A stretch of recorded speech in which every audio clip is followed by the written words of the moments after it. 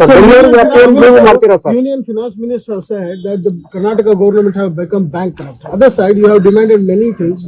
By the Union Finance Minister should know how much lakh crore they have taken loan. We have not taken such loan. We are managing.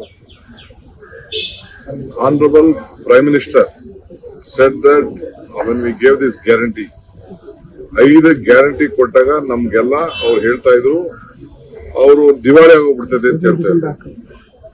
ಆಗ್ಲೇ ಎಲ್ಲ election ಈಗ ಅವ್ರು ಗೆಲ್ಲಕ್ಕೆ ನಮ್ಮ ಹಾದಿ ಹಿಡ್ದವ್ರೆ. ನಾವು ಓಟ್ಗೆಲ್ಲ ನಾವು ಕೊಡ್ತಾ ಇದ್ದಿದ್ದು.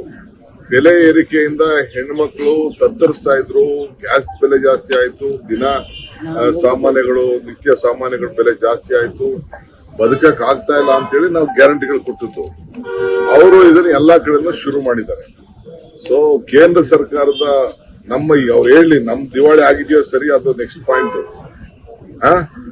ಏನ್ ನಮ್ಮ ರಾಜ್ಯಕ್ಕೆ ಕೊಟ್ಟ ಕೊಡುಗೆ ಏನು ಅಂತ ಒಂದು ಪಟ್ಟಿ ಬಿಡುಗಡೆ ಅವರ ಸೆಂಟ್ರಲ್ ಮಿನಿಸ್ಟರ್ಸ್ ಅವರು ಸೇರಿ ಅಪರಭದ್ರಾಗಿ ದುಡ್ಡ ಬಿಡುಗಡೆ ಮಾಡಲಿ.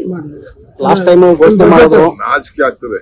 ಮಾತು ಏನಾದ್ರು ಈ ನಾಲ್ಗೆಲ್ಲಿ ಮಾತು ಕೊಟ್ರೆ ಆ ಮಾತನ್ನ ಉಳಿಸ್ಕೊಳ್ಬೇಕು. ಫಸ್ಟ್ ನಾನು ಅವ್ರು ರಿಕ್ವೆಸ್ಟ್ ಮಾಡ್ತಿದ್ದೆ, ನೀವು ಮಾತು ಉಳಿಸ್ಕೊಳ್ಳಿ, ಆಮೇಲೆ